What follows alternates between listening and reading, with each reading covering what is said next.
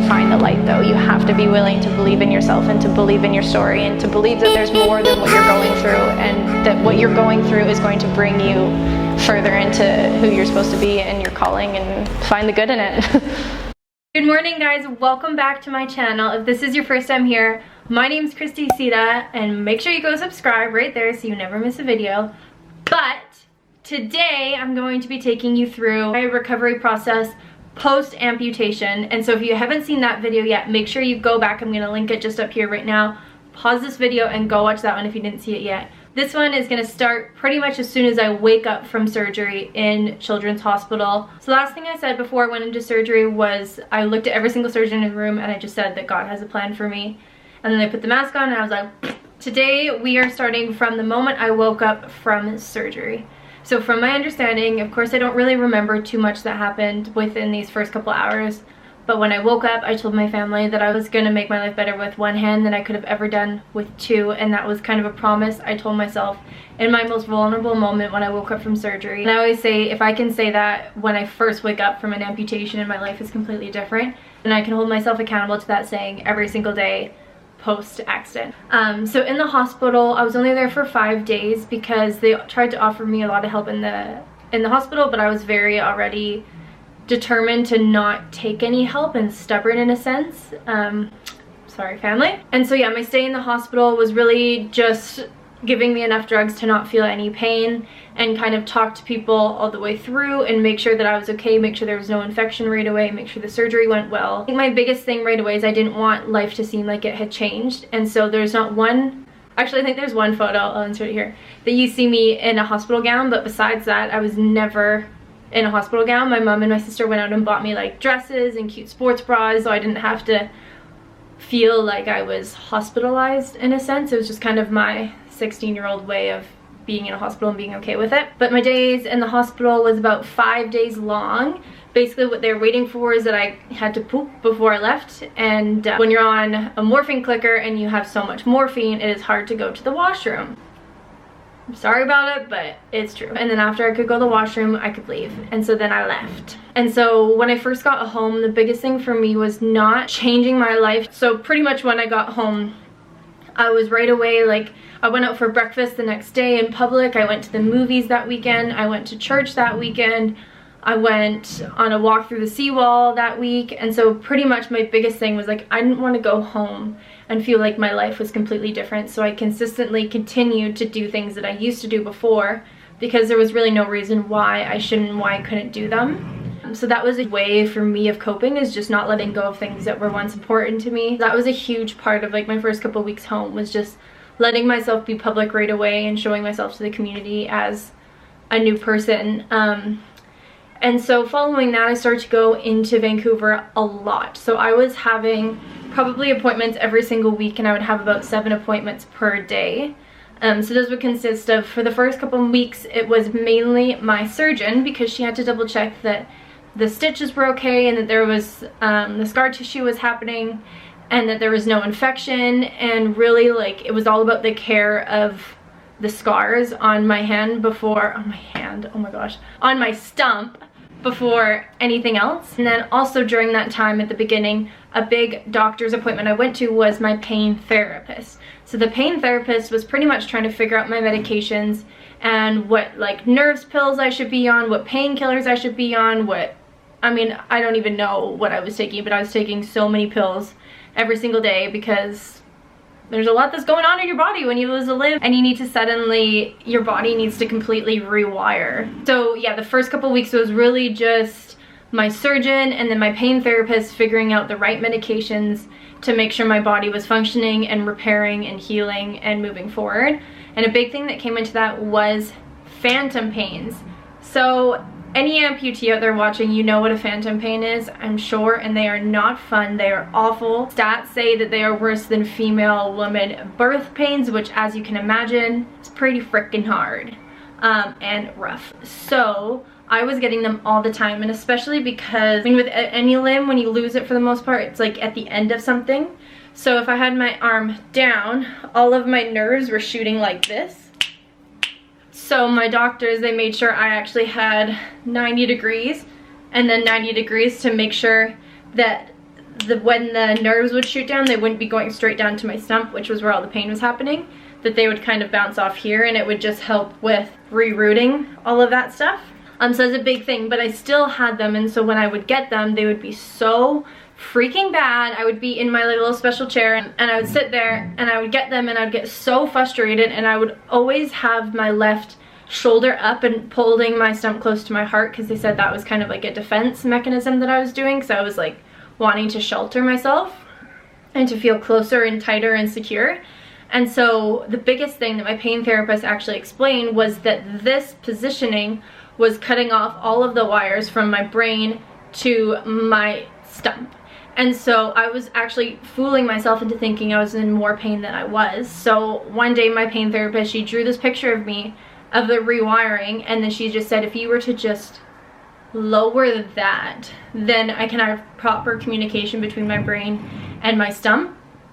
And so that was a huge step that I needed to learn and to get out of the habit of this, especially with doing that. It's really easy to lift this up.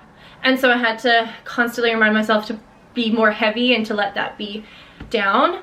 And so that was a huge trick. And then as well, when I was having my phantom pains, I would actually start talking to myself after a bit, because I'm like, this is ridiculous, like nothing is going on in my body, I have not changed position, there's no reason why I should have pain, I obviously don't have my hand, and so why is there pain happening in there? And it was so frustrating.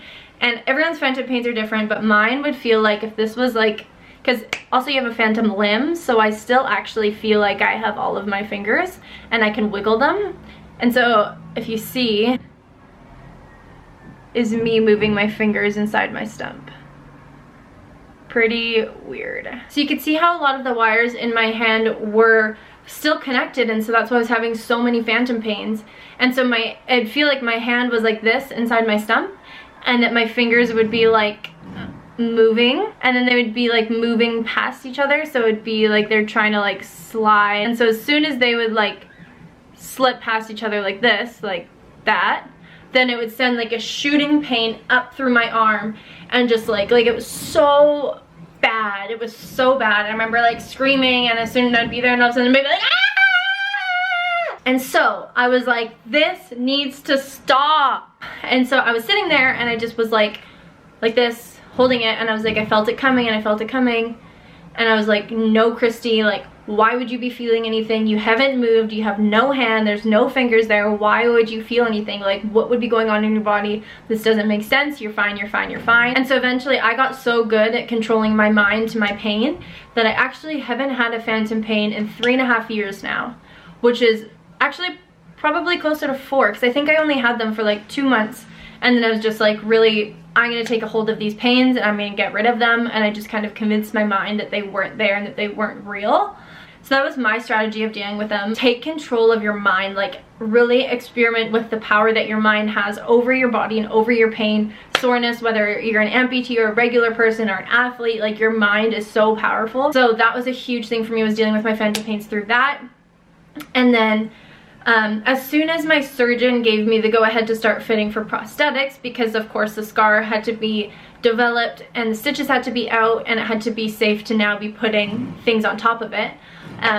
So my prosthetic processes, I went in for the first time and kind of looked at like a catalog of hands, but I really explained that I really wanted to keep going to the gym and that that was my main focus. And so we went and we figured them out, and it took a couple times of getting, like my first one was the least customized, and in my mind I still wanted it to look normal, so I was like, I wanted skin color, like as minimal things on it as possible, because I just want it to look normal. I don't want to look different, even though I'm wearing like a metal arm, but I didn't want to look too different. And so I made it all skin color, and I had my attachments, and it took a couple months to get done to start because of all the sizing and fitting and measuring, but eventually I got it. And what was happening then is I had a bone that was on like this side here, and I'll insert the x-ray, but it was actually like a shark tooth like this. And so then I actually had to have another surgery where they reopened up my scar, and they trimmed down that bone and made it smooth so that I could wear my prosthetic, because every time I was wearing my prosthetic, the bone was hitting the prosthetic and it was just not good and I wasn't using it. I was like, this is a problem, we need to fix it. So we fixed it. So it was a huge step for prosthetics, was just getting that first one, and kind of creating a stump that was gonna work in a prosthetic was a big thing for me, because I knew I needed it, and I knew I needed tools in the gym to help me grow and progress and still move in that field. So that was really, really big. What else do I want to talk about? So another thing that I was going through within the first couple of months was rehab. And so for them, they literally thought I was like crazy. They're like, normally we're just trying to get people off the couch, but we can't get you to sit down, because I was just so active and I was just doing everything. They would do drills of me sitting in front of a mirror with like my hand coming out of the other side, and then like imagining that my hand was on this one to practice moving my fingers, which was a really strange drill, but they thought that would help me with my phantom pain and just visualization, because when you get prosthetics later, if I ever want something that is fully controlled, I need to still have all of these motors intact to be able to separate my fingers and to pick things up. So that's a really important piece of being a hand amputee that I needed, to keep that possibility open for my future if and when I have kids, and everything else if I need more help. But that was a big part of my rehab, and they also was the first people to get me back in the gym, kind of using like a really light weight and just using a lot of like side raises on my left side to get this back active, because obviously you lose a lot of muscle over a month. And so I think that was, yeah, around a month mark.